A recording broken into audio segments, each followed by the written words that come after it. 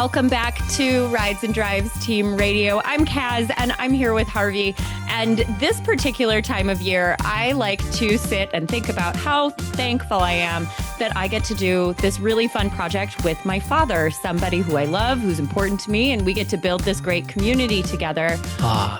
The very cool thing about IndyCar is that we can get together and not just enjoy these races, but kind of build a nice group of people who all have the same thoughts and feelings and priorities. And one of the ways we can do that, particularly this time of year, is to take a look at charitable foundations that drivers and teams support and talk about how we can help those causes.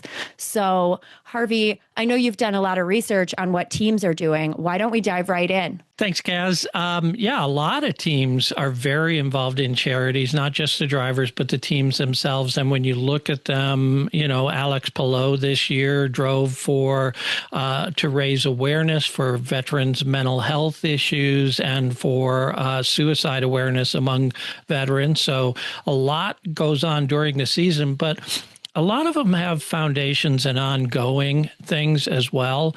Roger Penske, Team Penske, has a lot of charitable work that goes on across all of their racing organization. Like at Le Mans, Porsche donates 500 euros for every lap completed by a Penske car at Le Mans.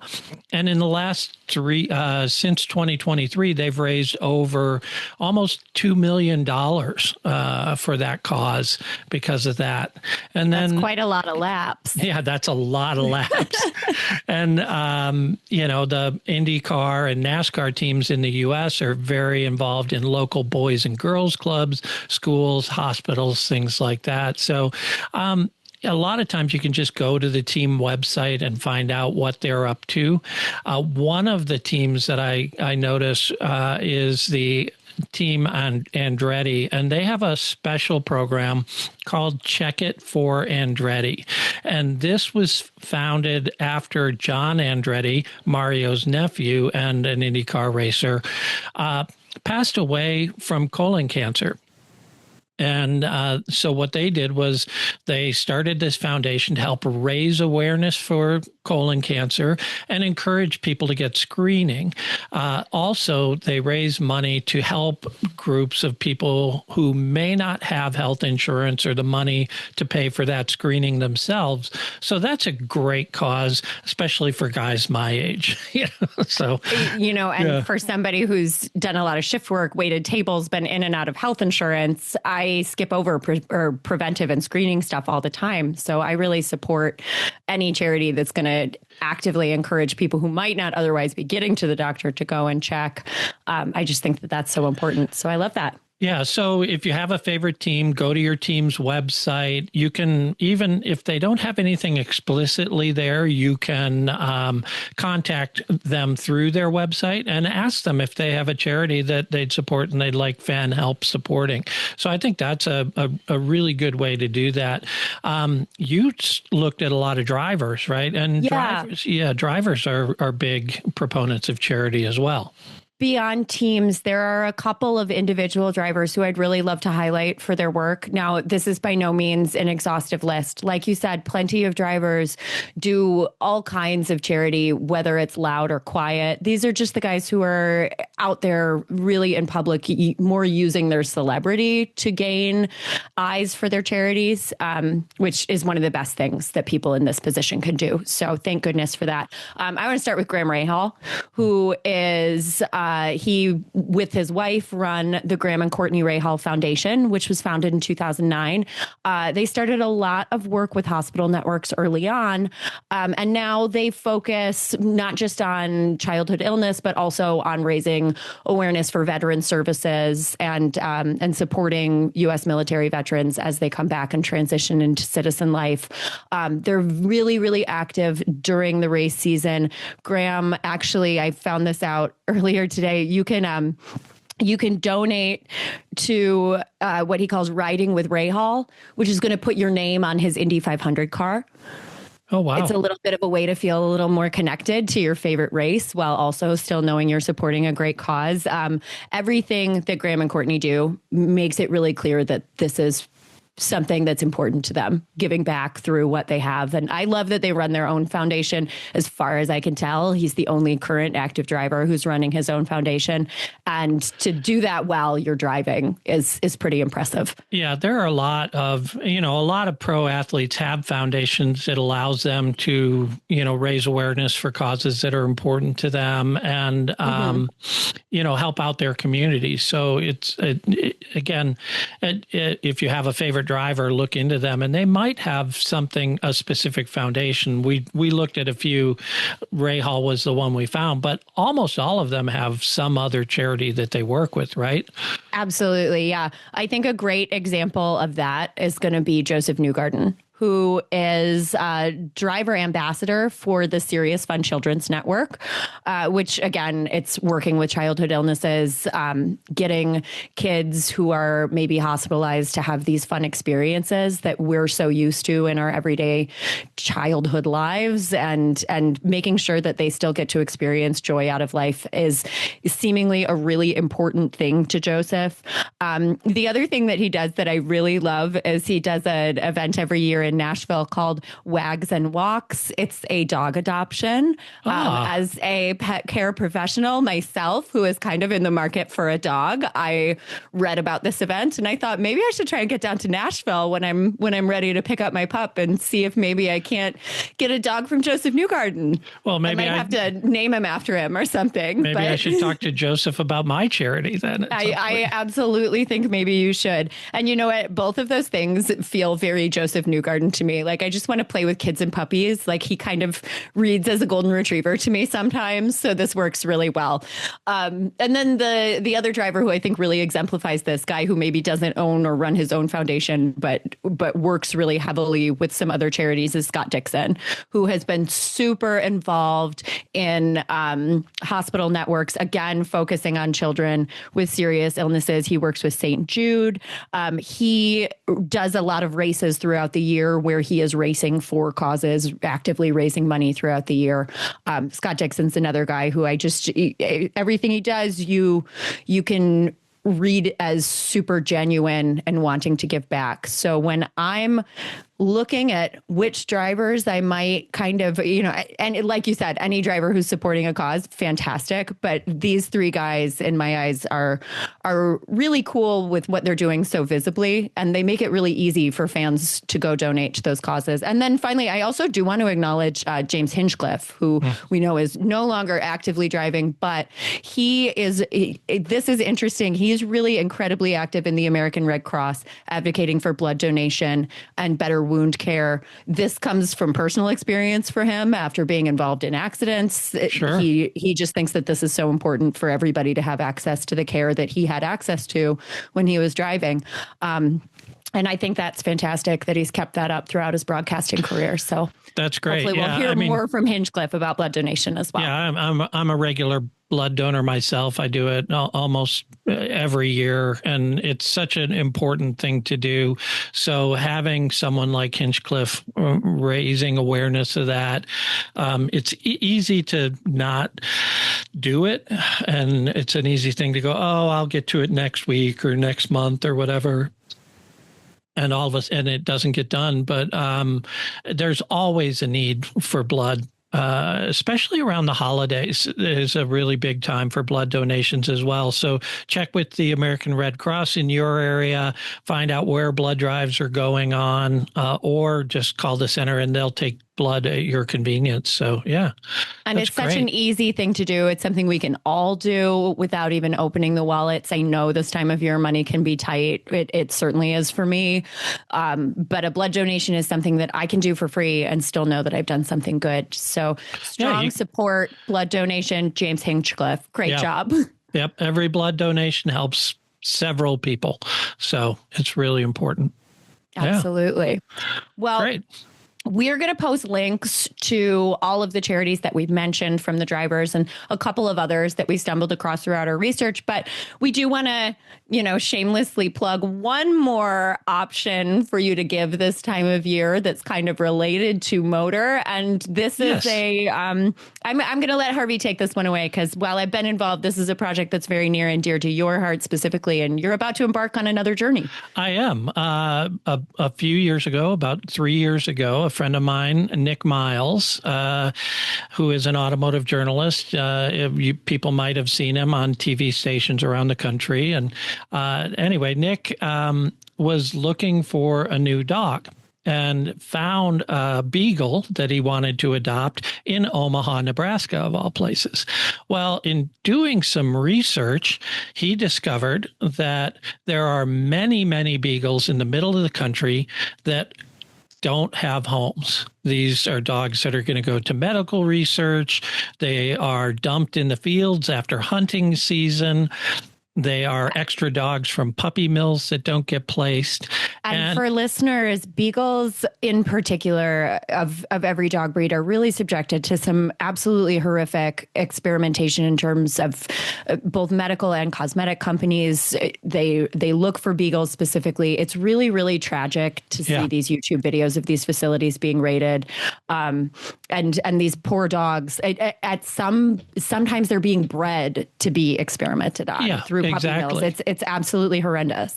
Well, and so what we've done is it turns out there is a great number of people on the West Coast who really want beagles. They love beagles. The challenge is getting the beagles from the Midwest to the West Coast. So we started a project we call Operation Frodo, because Frodo was the first dog that Nick adopted.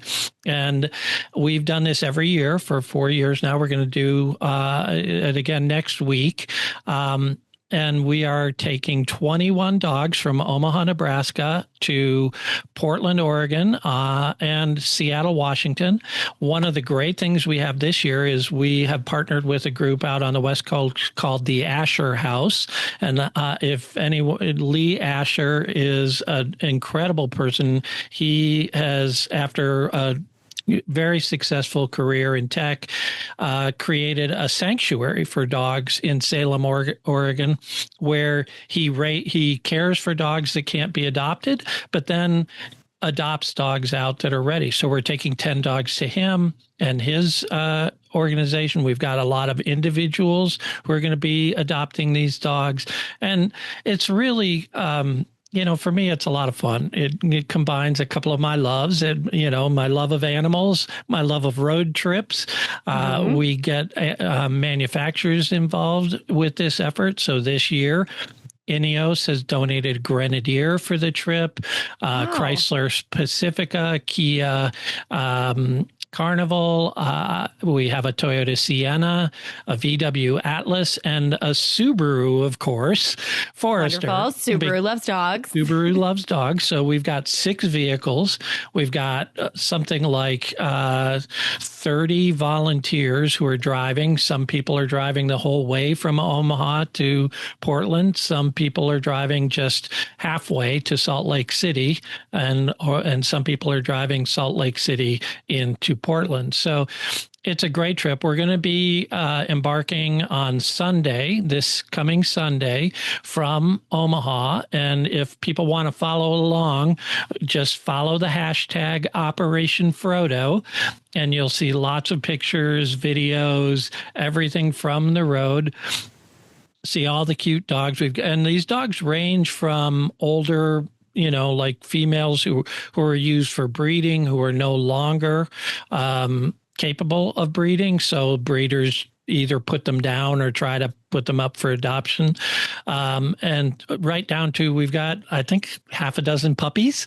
I'm so excited. So Yeah. I was lucky enough to join you for one of these drives about a year and a half ago. This was a smaller one over the summer, kind of an emergency thrown together last minute. We had 9 beagles in one vehicle. It was one of the loudest cars I've ever been in. I'm including all of my childhood birthday parties in that.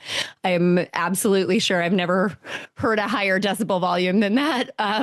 But we had a really fantastic time, and I really bonded with these dogs. The best part about it, though, is knowing that each and every individual one of those dogs has somewhere to go once we're on the other end. This is a real direct impact charity. Yeah. It may be 9 dogs, 21 dogs. You know, it's small potatoes, but at the same time, you're making an impact for those dogs in a really real way. I'll remember Amber the puppy for the rest of my life. And sometimes I think about how happy I am that now she's at a beautiful forever home, even if it couldn't be with me. Well, and that's the thing. It's like, not only do we take these dogs to someplace where they're free from an owner who released them because the dog wouldn't hunt the way they wanted it to, or saved from a medical testing facility, or last year when we picked up the dogs, one of the rescuers told us the story of going to this breeder. A breeder literally called them and said, we have 6 puppies. Come get them or I'll just shoot them. Oh, God. And, because that's what they do with extra stock, and so we were able to take these puppies and help them find real homes, and not just, and that benefits not just the puppies, but the people on the other end as well, who are looking for this companion, who have that lifelong friend. So, we're going to be doing it again this year, Operation Frodo. We're leaving from Omaha, Nebraska on Sunday, the 14th. We're driving through Denver, then Salt Lake City, then Boise, Idaho. We're stopping there, and then on to Portland, Oregon at the end. And this is a charity that is run by a nonprofit that I'm also on the board of called Animal Rescue Rigs. So if you go to animalrescuerigs.com, and again, we'll put the links in the notes, but if you go to animalrescuerigs.com, you can go to the donation page for Operation Frodo, give us a few bucks. It really helps. The manufacturers provide the vehicles. They help us with some of the expenses along the way. But the charity's real mission is, and we're going to start doing this next year, is we're going to build and donate transport vehicles to rescues around the country so they can start doing more of this stuff year round, which is really going to be a game changer in this, because that's the deal. There are enough homes for every dog that's in a shelter in the United States if we can get those dogs to where the homes are. And that's what we're really working toward. Yeah. And a small donation here is really, really welcome. We need things like food, puppy pads, little treats to help the dogs have a more comfortable drive. All of that kind of stuff the manufacturers help with. And of course, providing the cars is a really huge deal. But any additional donations that you are able to provide are going to go toward either making these dogs comfortable on this drive a week from now, or like Harvey said, getting those long-term vehicles set up so that we can do this more consistently. And it's not just once or twice a year that beagles need to go from the Midwest to Portland. Right. This is consistent year round. And if these drives could be happening monthly, even more frequently, we could save so many more dogs. And if we can build a proper fleet, then this can happen not just for beagles, but all types of breeds that need to be transported throughout the year. So, someone can drop a Rottweiler right off at my house. There you go. So go to animalrescuerigs.com and drop us a couple of bucks if you appreciate what we do here. I'd greatly appreciate it. And we are looking forward to a safe and happy holiday season. I think, Caz, this is going to be our last podcast before Christmas. Yeah, realistically, unless we get some good fun news or feel Right. deeply inspired, I think a break for the holidays is appropriate. I hope the drivers are also having nice holidays with their families. That's what we should all be doing this time of year. Right. But so we'll be back between Christmas and New Year's, hopefully with news and other stuff. Maybe we'll do another Legends of Indy. Who knows? We've got a lot of stuff we can talk about, but we're going to take a couple weeks off here, and we will be back with you. Rides and Drives Team Radio will be back, and we are looking forward to the 2026 season because we have a lot of great content coming for you. absolutely can't wait to share it with you. And you guys, thank you for all the support you've given me, or given us, I should say, this first, 4 or 5 months of this podcast project. We look forward to continuing in the new year.